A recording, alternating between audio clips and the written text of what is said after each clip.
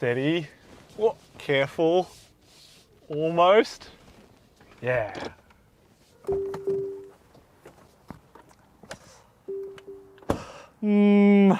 Not quite. Okay, all parking jokes aside, this F-150 is a big beast. So big, in fact, you might be wondering if a yank tank of this size is even suitable for Australian roads. It's certainly a question I asked myself when Ford announced it was bringing this model in. At nearly 6 meters long and 2 meters wide, the F-150's on-road presence is undeniable. Plus, under the bonnet, you'll get a twin-turbo 3.5 litre petrol V6, offering enough grunt for you to haul anything. But is there more to this Ford's appeal than just outright size? I've been living with this 2024 Ford F-150 Lariat long wheelbase for a week to see why this is America's top-selling model. Yeehaw!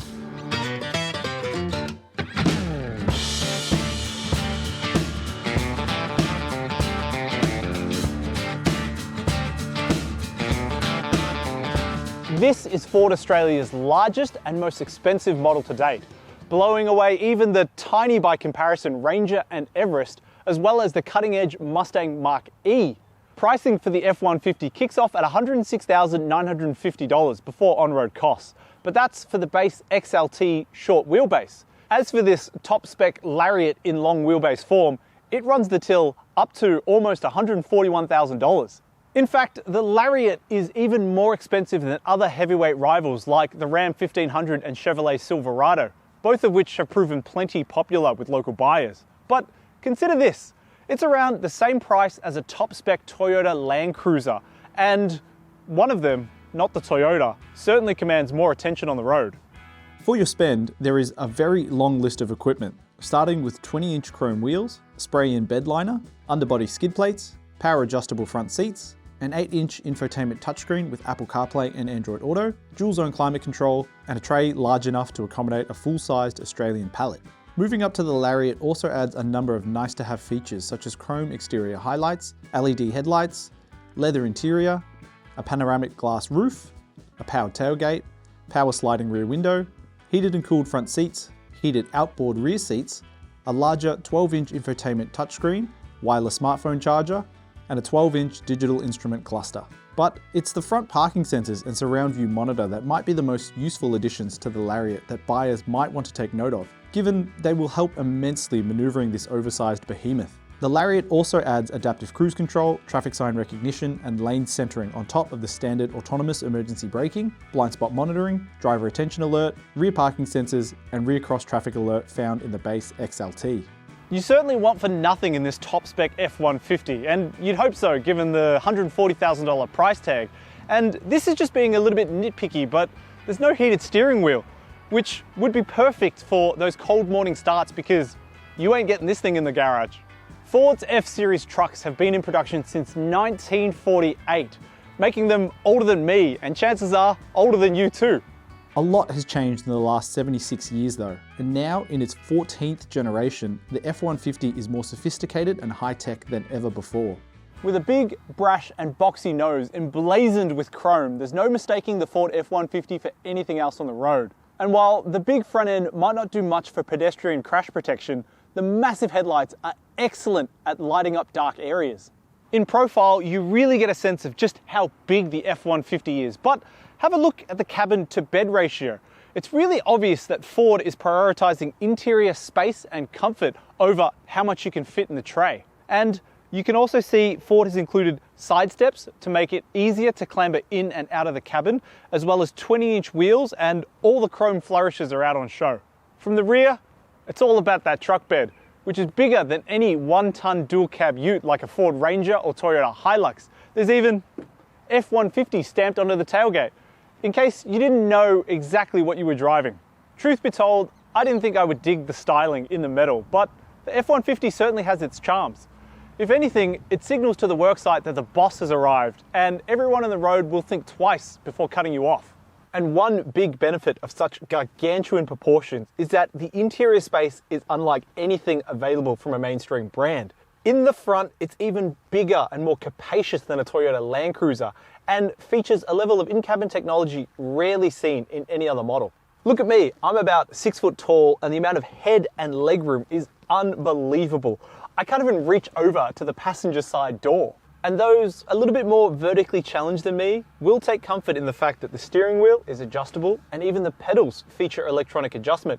So you can push or pull them and get them into the perfect driving position for you.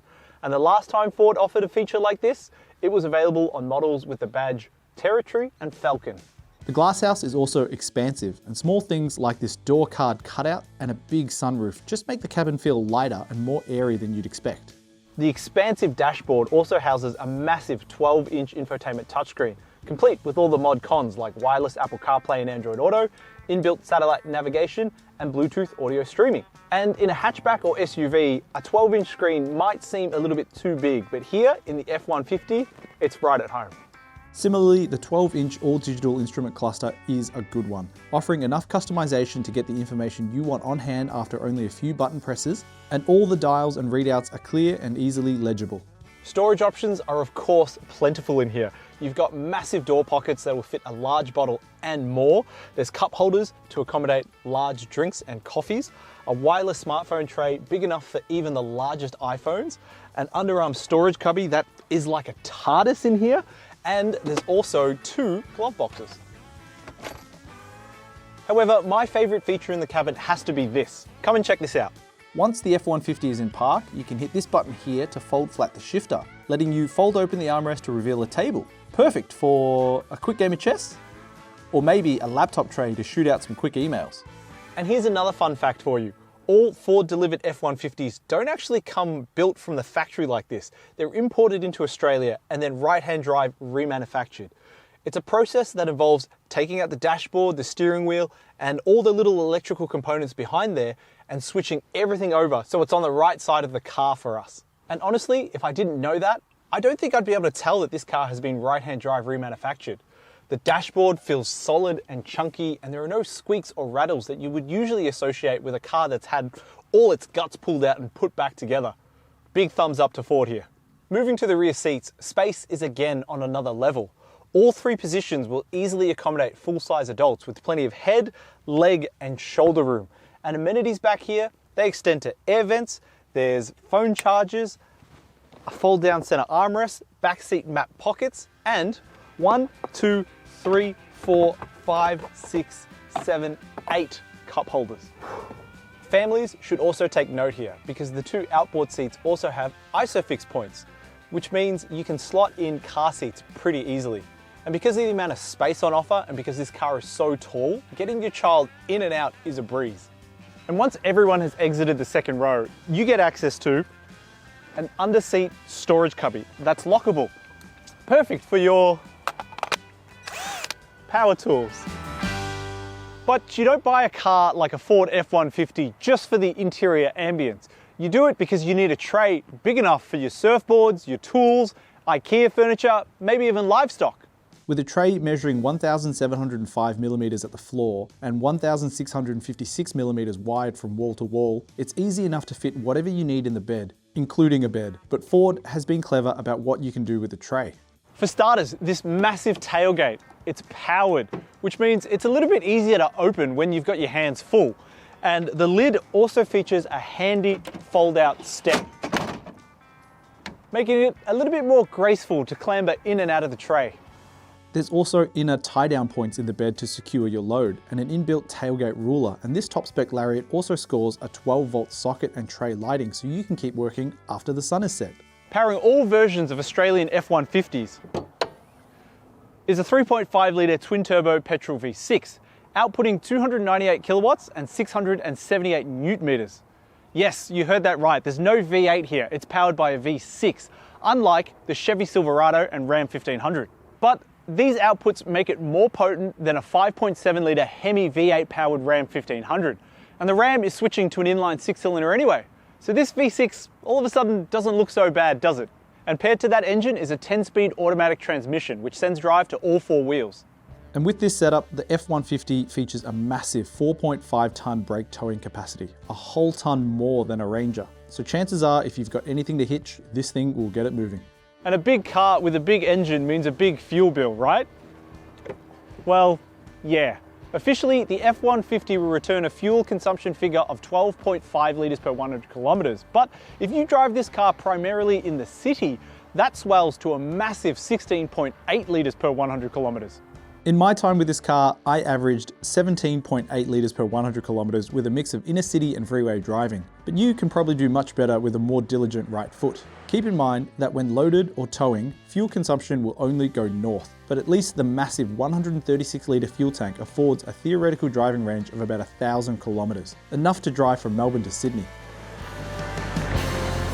Okay, the first thing you have to contend with when driving a big American truck like this F-150 is just the sheer size of this thing. At about 6 meters long and 2 meters wide, this thing is an absolute tank. But from the driver's seat, you might be surprised at just how easy this thing is to maneuver. And that's because visibility is just so darn good. With massive side mirrors, you know exactly what is going on either side of the F-150. And with a tall, commanding driving position like this, you just know exactly where your front corners are at all times. In my time with the car, there was never a situation where I struggled to keep the F-150 between the lines on the road. Honestly, it's not that much more intimidating to drive than a Hilux or a Ranger. There are definitely a few times you'll notice how long the F-150 is though. Most notably is when you're parking. But that can be alleviated somewhat by finding the right parking space. I mean, just back the tray up over a curb and the nose should be most of the way in the line. Another thing to be mindful of is drive-through. It's just too stressful navigating this massive F-150 down a tight and twisty takeaway window. You're better off just parking the car and walking into order. Finally, you've always got to be mindful of this car's height. At just under 2 meters, or 1,995 millimeters to be precise, the F-150 will get into most underground car parks, but always keep that figure in mind lest you have a Montague Street Bridge moment of your own. Aside from that though, damn, this thing is a cushy, comfortable cruiser. And it might not have a V8 up at the front, but the V6 delivers ample amounts of power and torque, and it feels really laid back and lazy, like bent eights of yesteryear. Don't be fooled by the Ranger Raptor beating outputs either. This thing is a 2.5 ton truck, and it feels it behind the wheel. The 10-speed automatic transmission is also a good one, shifting smoothly and seamlessly up and down, and doesn't get in the way of the driving experience at all. I would describe performance as adequate, not outright quick, but it's in keeping with the F-150's workman-like theme. It doesn't get the job done quick, but it gets the job done right.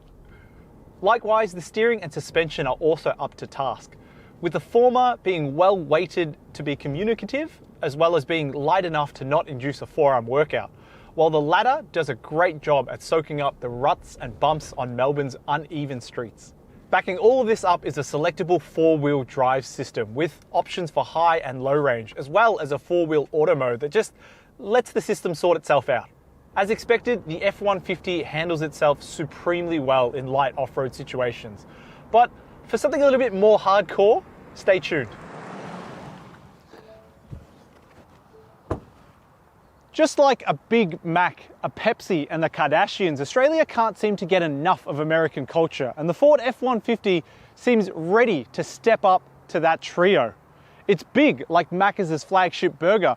It's a welcome change of pace from the default option, like a Pepsi, and it turns heads, just like Kim and Kylie. Too big for Aussie roads? No way. The F-150 is no more effortful to drive than a Toyota Hilux or Ford Ranger, and there are thousands of them already on Australian roads. But the one thing this car does better than any of those smaller utes is offer a level of interior practicality and space that is hard to match. A colleague recently described the F-150 as the farmer's Mercedes S-Class, and honestly, I can't think of a better description. If you like this video, or you want to see our resident off-road expert Sam Purcell take an F-150 off the beaten path and tow, don't forget to hit like and subscribe so you don't miss out. And for my full written review, head to Drive.com.au.